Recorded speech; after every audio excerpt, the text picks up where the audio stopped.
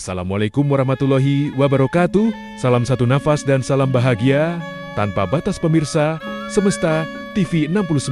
Untuk tayangan kali ini, sahabat yang tercerahkan, akan kami ajak jalan-jalan ke wilayah Banyuwangi, Desa Yosomulyo menuju Pulau Merah di samping menikmati keindahan jalan dan suasana Banyuwangi.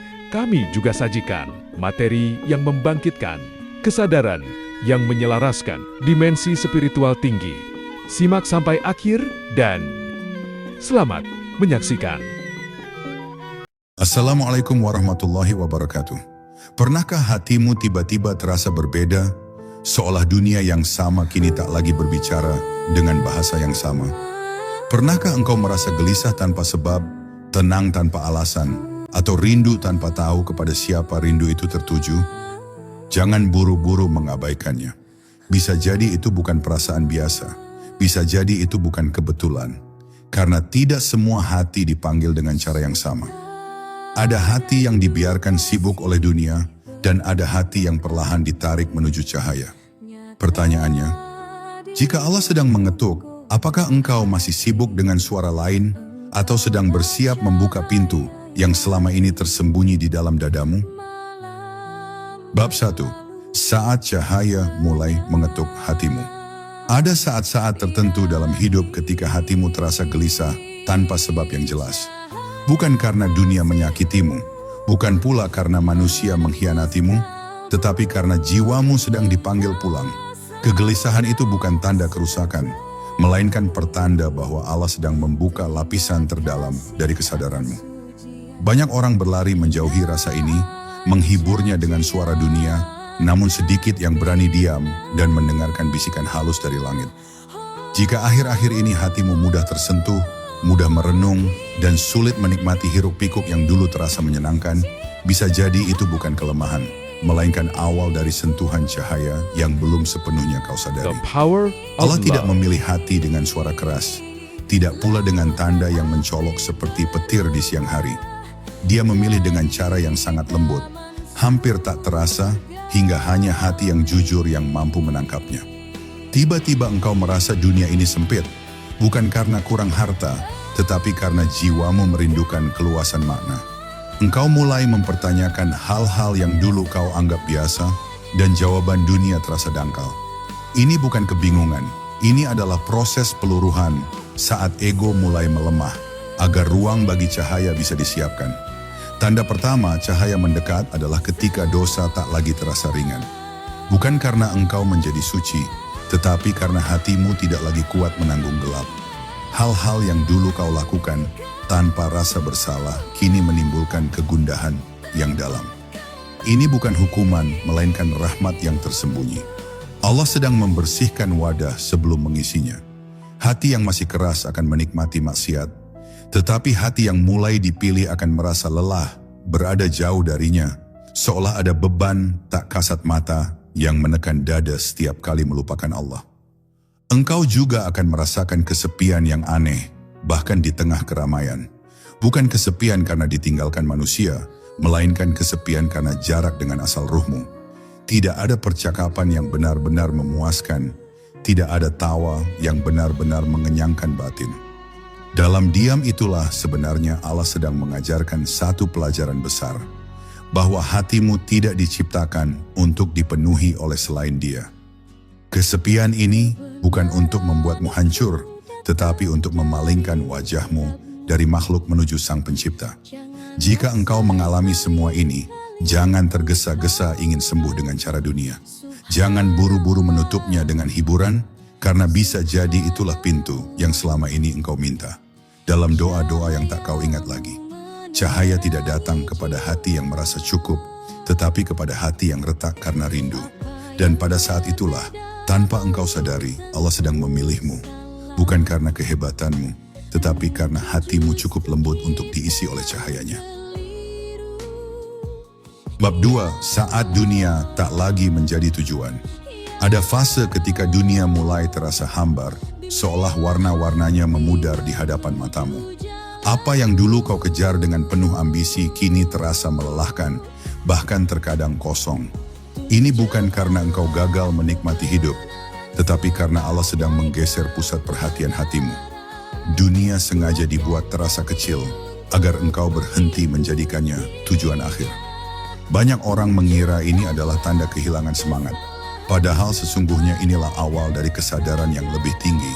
Kesadaran bahwa hidup bukan sekadar tentang memiliki, tetapi tentang kembali. Ketika Allah mulai memilih sebuah hati, Dia tidak serta-merta memberinya kenikmatan rohani. Justru seringkali Dia mencabut rasa nikmat dari hal-hal duniawi yang sebelumnya terasa menyenangkan. Bukan untuk menyiksamu, tetapi agar engkau tidak tertipu oleh kilau sementara. Engkau mulai sadar bahwa pujian manusia cepat berlalu, harta tak pernah benar-benar cukup, dan kesibukan dunia tak mampu menenangkan batin. Pada titik ini, hatimu sedang diajarkan untuk berhenti bergantung, agar ia siap bersandar hanya kepada Yang Maha Kekal. Tanda lain yang halus adalah ketika engkau mulai merasa berat melakukan hal-hal yang sia-sia. Bukan karena engkau menjadi suci, melainkan karena waktumu terasa terlalu berharga untuk dihabiskan tanpa makna. Pembicaraan kosong, hiburan berlebihan, bahkan perselisihan kecil terasa melelahkan jiwa. Hati yang mulai disentuh cahaya akan mencari keheningan, bukan kebisingan. Ia merindukan sesuatu yang lebih dalam, meski belum sepenuhnya tahu apa yang sedang ia cari. Pada saat yang sama, ujian sering kali datang dengan cara yang tidak kau duga. Bukan ujian yang membuatmu bangga, tetapi ujian yang meluruhkan keangkuhan. Allah menguji hati yang Dia pilih agar ia mengenal kelemahannya sendiri. Ketika sandaran dunia runtuh satu persatu, barulah engkau mengerti betapa rapuhnya dirimu tanpa pertolongannya. Disinilah tauhid mulai berakar, bukan sekadar di lisan, tetapi di dalam rasa. Jika engkau sedang berada di fase ini, jangan merasa tersesat. Justru inilah tanda bahwa arah hidupmu sedang diluruskan. Dunia bukan sedang menjauh darimu, tetapi sedang dilepaskan dari genggaman hatimu. Dan ketika dunia tak lagi menjadi tujuan, di sanalah cahaya mulai menemukan tempatnya. Allah tidak mengisi hati yang penuh, tetapi hati yang telah Dia kosongkan dengan kasih sayangnya sendiri. Bab 3. Hati yang mudah luluh dalam ingatan Allah. Pada suatu titik, engkau akan menyadari bahwa hatimu menjadi lebih mudah tersentuh oleh nama Allah. Bukan hanya ketika mendengar ayat atau lantunan doa, tetapi bahkan dalam keheningan yang paling sunyi. Air mata bisa tiba-tiba jatuh tanpa sebab yang jelas, bukan karena sedih, melainkan karena ada getaran halus yang tak mampu diterjemahkan oleh kata-kata. Ini bukan perasaan biasa. Ini adalah tanda bahwa dinding tebal di sekitar hatimu mulai retak, memberi jalan bagi cahaya untuk menyelinap masuk dengan lembut. Hati yang dipilih Allah akan mengalami perubahan rasa terhadap ibadah. Ia tidak lagi sekadar kewajiban yang ditunaikan, melainkan kebutuhan yang dirindukan. Salat tidak lagi hanya gerakan tubuh, tetapi menjadi ruang pertemuan yang dirahasiakan. Doa tak lagi sekadar permintaan, melainkan pengakuan akan kelemahan diri. Bahkan zikir yang sederhana terasa berat maknanya, seolah setiap lafaz membawa beban cahaya yang menenangkan sekaligus mengguncang batin. Engkau juga akan merasakan bahwa kesalahan kecil terasa besar di dalam hati. Bukan karena engkau semakin takut kepada hukuman, tetapi karena hatimu semakin peka terhadap jarak dengan Allah. Setiap kelalaian terasa seperti tabir tipis yang menutup cahaya, dan setiap taubat terasa seperti hembusan angin yang menyingkapnya kembali. Inilah rahasia makrifat, bukan merasa diri paling benar, tetapi selalu merasa butuh untuk kembali. Pada fase ini, Allah seringkali mengajakmu berdialog dalam kesendirian. Engkau menjadi lebih nyaman menyendiri, bukan karena membenci manusia, tetapi karena menemukan kedalaman saat bersamanya. Diam menjadi bahasa dan keheningan menjadi guru. Dalam sunyi itu, engkau mulai memahami bahwa tidak semua jawaban datang dalam bentuk suara. Sebagian hadir sebagai ketenangan yang menetap di dada. Jika hatimu kini mudah luluh oleh ingatan kepada Allah, jangan engkau banggakan, karena ini bukan hasil usahamu. Ini adalah anugerah yang dititipkan, bukan untuk disimpan, tetapi untuk dijaga dengan rendah hati. Cahaya hanya bertahan di hati yang lembut, dan ia akan pergi dari hati yang merasa telah memilikinya. Teruslah merendah, karena semakin engkau mengecilkan diri, semakin luas ruang bagi cahayanya untuk menetap. Bab 4. Ujian yang memurnikan, bukan menghancurkan. Ketika cahaya mulai menetap di hati, jangan mengira jalan akan menjadi mudah. Justru pada fase inilah ujian sering datang dengan bentuk yang lebih halus namun menghunjam.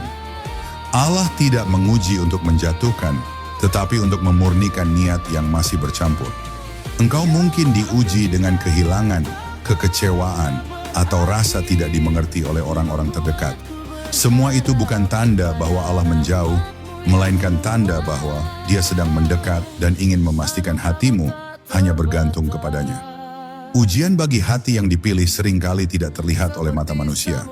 Ia berupa kegelisahan batin, pergulatan pikiran, dan rasa lelah yang tak bisa dijelaskan. Dunia luar mungkin melihatmu baik-baik saja, namun di dalam ada proses yang sedang berlangsung. Allah sedang membersihkan lapisan-lapisan halus dari ria, ujub, dan rasa merasa sudah sampai. Karena cahaya tidak akan menetap di hati yang masih menyisakan keakuan. Pada fase ini, doa-doa terasa lebih sunyi. Bukan karena tidak didengar, tetapi karena Allah ingin engkau belajar berdoa tanpa menuntut. Engkau mulai memahami bahwa tidak semua permintaan harus dikabulkan segera, dan tidak semua penundaan adalah penolakan.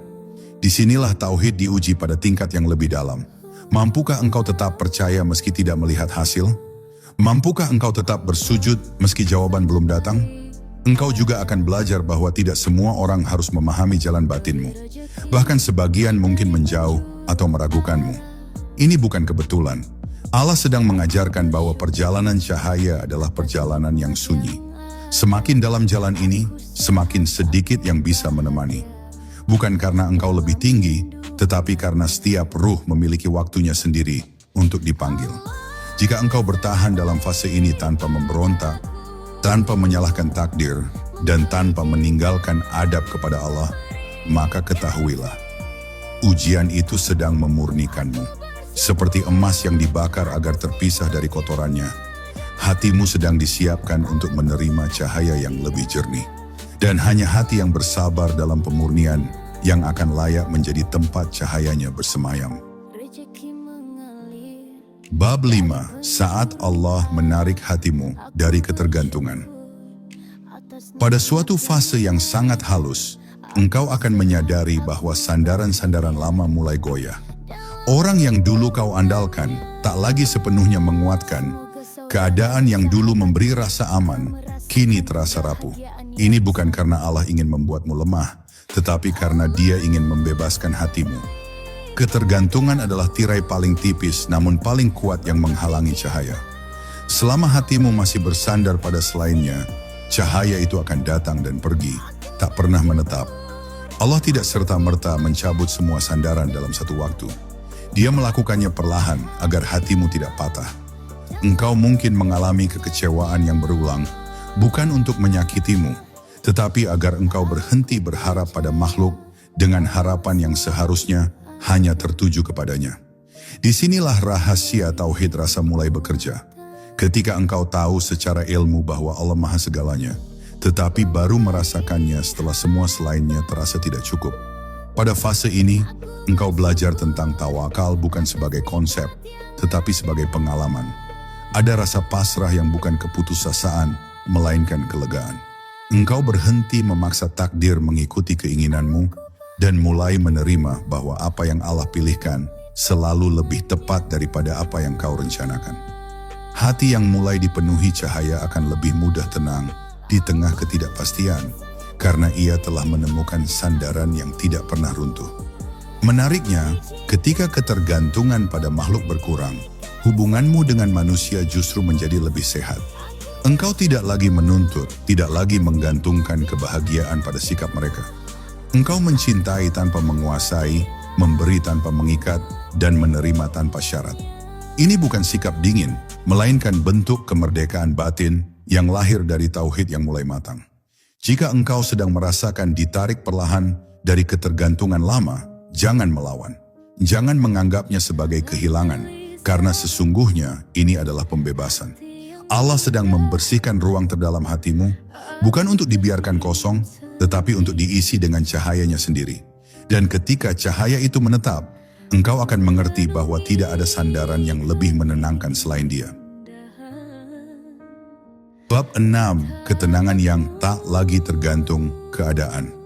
Pada satu titik yang hampir tak disadari, engkau mulai merasakan ketenangan yang aneh.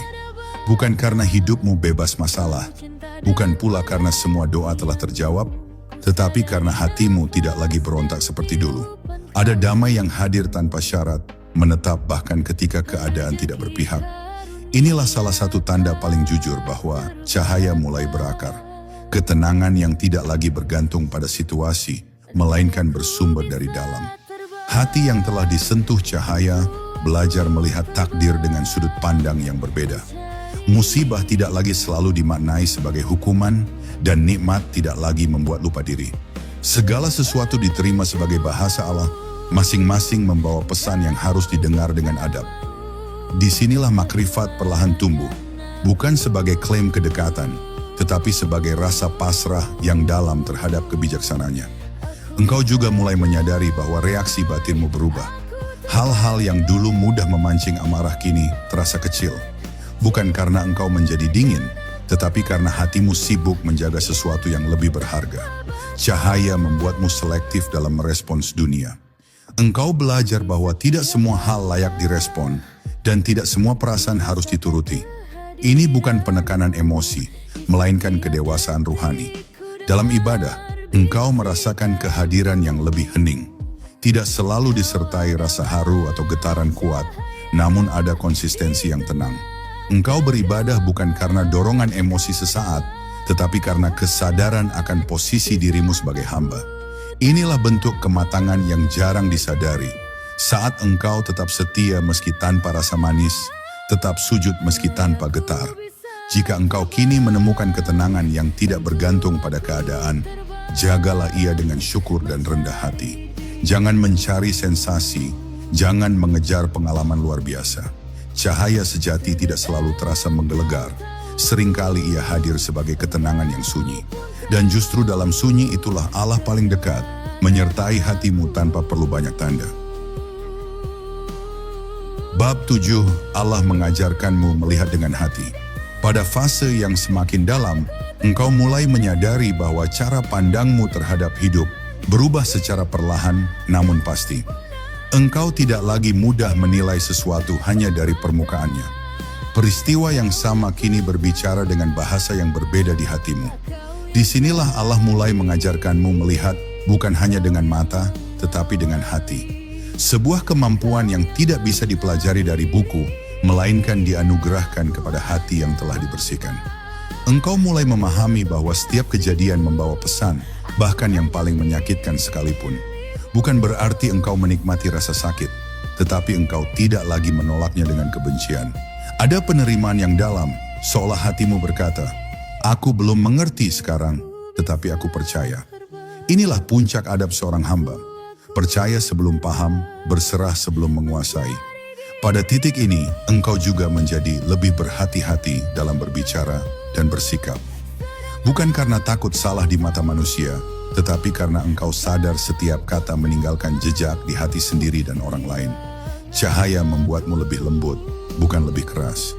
Engkau belajar bahwa kebenaran yang disampaikan tanpa kasih hanya akan melahirkan luka, bukan kesadaran. Engkau juga mulai merasakan bahwa hatimu peka terhadap ketidakikhlasan, baik dalam dirimu maupun orang lain. Namun anehnya, kepekaan ini tidak melahirkan penghakiman, melainkan doa. Engkau lebih mudah mendoakan daripada mencela, lebih memilih diam daripada mematahkan.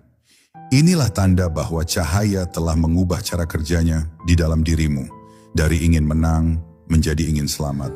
Jika engkau kini merasa melihat hidup dengan cara yang lebih dalam dan lebih lembut, ketahuilah bahwa ini bukan kebijaksanaanmu. Ini adalah hasil dari cahaya yang bekerja diam-diam di hatimu. Teruslah menjaga adab, karena penglihatan hati hanya bertahan pada jiwa yang rendah dan jujur. Sekali kesombongan masuk, cahaya itu akan memudar tanpa banyak peringatan. Bab 8. Keinginan dunia tak lagi menguasai jiwa. Perlahan engkau akan menyadari bahwa keinginan-keinginan duniawi tidak lagi menggenggam hatimu sekuat dulu. Bukan karena engkau membenci dunia, tetapi karena dunia telah kembali ke tempatnya yang wajar. Engkau tetap bekerja, tetap berusaha, tetap bermimpi, namun semua itu tidak lagi mengikat jiwamu. Jika tercapai, engkau bersyukur tanpa mabuk. Jika gagal, engkau menerima tanpa runtuh. Inilah tanda bahwa cahaya telah menata ulang prioritas di dalam hatimu. Hati yang mulai dipenuhi cahaya tidak kehilangan selera hidup, justru ia menjadi lebih jernih dalam memilih. Engkau tidak lagi terobsesi pada pengakuan, tidak tergesa mengejar pembuktian diri. Ada ketenangan dalam menjadi cukup, sebuah rasa yang tidak bisa dibeli oleh pujian atau kekuasaan. Engkau mengerti bahwa nilai dirimu tidak ditentukan oleh apa yang terlihat, tetapi oleh bagaimana hatimu tetap terhubung kepada Allah dalam diam. Pada fase ini, engkau juga belajar tentang zuhud yang sejati. Bukan meninggalkan dunia secara fisik, tetapi melepaskannya dari singgasana hati. Engkau bisa memiliki tanpa dimiliki, menikmati tanpa diperbudak. Dunia ada di tanganmu, bukan di dadamu. Inilah kebebasan ruhani yang jarang dipahami. Ketika engkau tidak lagi takut kehilangan, karena yang paling berharga tidak pernah bergantung pada apapun yang bisa hilang. Menariknya, ketika keinginan dunia melemah, kepekaan terhadap akhirat justru menguat. Engkau lebih mudah tergerak oleh amal kecil, lebih berhati-hati terhadap hal yang syubhat, dan lebih sadar akan perjalanan panjang setelah mati. Bukan dengan ketakutan yang mencekam, tetapi dengan kesiapan yang tenang. Cahaya membuat akhirat terasa dekat, tanpa membuat dunia terasa hina. Jika engkau kini merasakan dunia tak lagi menguasai jiwamu, jangan salah paham dan merasa telah sampai. Ini bukan garis akhir, melainkan tanda bahwa hatimu mulai tertata. Teruslah berjalan dengan rendah hati, karena cahaya hanya menetap pada hati yang tidak mengklaimnya. Dan selama engkau menjaga posisi dunia di luar hatimu, cahaya itu akan terus menyinari langkahmu tanpa kau sadari. Bab 9, rindu yang tak lagi bisa dijelaskan. Pada tahap ini, engkau akan merasakan sesuatu yang sangat halus namun mendalam. Rindu yang tidak memiliki bentuk, bukan rindu kepada manusia, bukan pula rindu kepada keadaan tertentu, tetapi rindu yang mengalir diam-diam di dalam dada. Engkau sulit menjelaskannya, namun ia nyata. Rindu ini muncul tanpa sebab, sering hadir dalam kesendirian, dan semakin kuat ketika engkau diam. Inilah rindu ruh kepada asalnya, sebuah tanda bahwa cahaya telah mengingatkan jiwamu pada tempat ia bermula. Rindu ini membuat ibadah terasa berbeda, bukan lagi sekadar kewajiban atau rutinitas, melainkan jawaban atas panggilan batin. Engkau sholat bukan hanya untuk menunaikan perintah, tetapi karena ada dorongan halus untuk mendekat. Doa tidak selalu panjang, namun jujur. Zikir tidak selalu keras, namun hadir. Disinilah engkau mulai memahami bahwa Allah tidak selalu dicari dengan suara, tetapi dengan kehadiran hati. Pada saat yang sama, engkau menyadari bahwa dunia terasa semakin sementara. Bukan dengan pandangan pesimis, tetapi dengan kejernihan. Segala sesuatu tampak seperti titipan yang suatu saat akan dikembalikan. Hal ini tidak membuatmu takut hidup, justru membuatmu lebih berhati-hati dalam menjalaninya. Setiap langkah menjadi bernilai, setiap niat menjadi penting, karena engkau sadar waktu bukan lagi sekadar angka, melainkan amanah. Rindu ini juga membawa kelembutan dalam hubunganmu dengan manusia. Engkau lebih mudah memaafkan, bukan karena lupa-luka, tetapi karena tidak ingin hatimu berat saat membawa rindu ini. Engkau belajar bahwa memelihara dendam hanya akan mengeraskan hati, sementara cahaya membutuhkan ruang yang lapang. Maka engkau memilih melepaskan, bukan demi orang lain, tetapi demi menjaga kejernihan batinmu sendiri. Jika engkau kini hidup dengan rindu yang tak bisa dijelaskan, jangan takut atau merasa aneh. Itu bukan kekosongan, melainkan panggilan. Cahaya sedang mengajarkan hatimu untuk mengenal Allah, bukan hanya sebagai Tuhan yang disembah, tetapi sebagai tujuan yang dirindukan. Dan rindu inilah yang akan menuntunmu melangkah dengan penuh adab hingga akhir perjalanan. Bab 10, cahaya itu menjadi amanah. Pada akhirnya engkau akan sampai pada satu kesadaran yang sangat sunyi namun kuat, bahwa cahaya yang ada di hatimu bukanlah milikmu. Ia bukan prestasi ruhani, bukan pula tanda keistimewaan yang boleh dibanggakan. Cahaya itu adalah amanah. Allah menaruhnya di hatimu bukan untuk meninggikan dirimu, tetapi untuk menjagamu tetap rendah. Semakin terang cahaya itu, semakin dalam tuntutan adab yang menyertainya. Pada tahap ini, engkau mulai memahami bahwa kedekatan dengan Allah tidak selalu ditandai oleh pengalaman luar biasa. Justru ia terlihat dari bagaimana engkau menjalani hidup sehari-hari. Cara engkau bersikap kepada yang lemah, cara engkau menjaga lisan, cara engkau menahan diri saat mampu membalas. Cahaya sejati tidak sibuk menunjukkan diri, ia sibuk menenangkan dan meluruskan. Engkau juga akan merasakan dorongan halus untuk memberi manfaat, meski tanpa pengakuan. Bukan karena ingin terlihat baik, tetapi karena hatimu tidak lagi nyaman, hidup hanya untuk diri sendiri. Cahaya yang menetap selalu ingin mengalir. Ia menggerakkanmu untuk menebar kebaikan kecil, menyembuhkan tanpa suara, dan menghadirkan ketenangan dimanapun engkau berada, meski orang lain tak pernah tahu sumbernya. Pada fase ini, doa-doamu menjadi lebih sederhana namun dalam. Engkau tidak lagi banyak meminta perubahan keadaan, melainkan memohon penjagaan hati. Engkau mengerti bahwa selama hatimu dijaga, apapun yang terjadi di luar tidak akan merusak hubunganmu dengan Allah. Inilah puncak keikhlasan yang sunyi, menerima apapun bentuk perjalanan, selama Allah tidak dilepaskan dari pusat hidupmu. Jika engkau sampai di titik ini, jangan berhenti berjalan. Tidak ada garis akhir dalam perjalanan cahaya, hanya kedalaman yang terus bertambah. Jagalah amanah ini dengan kerendahan, kesabaran, dan rasa takut yang lembut kepada Allah. Karena hati yang dipilih bukanlah hati yang sempurna, tetapi hati yang terus kembali. Wassalamualaikum warahmatullahi wabarakatuh. Jika hatimu menemukan ketenangan dari kata-kata ini, jangan simpan sendiri. Rawatlah dengan diam, jaga dengan adab, dan kembalikan semuanya kepada Allah. Karena cahaya tidak datang untuk dibanggakan, tetapi untuk menuntun pulang.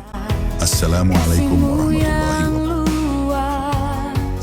Tak terhingga aku percaya pada janjimu. Aku yakin bahwa aku akan sukses. Ku bersyukur atas segalamu. Aku bahagia dengan cintamu. Aku damai di dalam hati. Uang datang dengan mudah dan menyenangkan. Aku syukuri setiap detik. Aku syukuri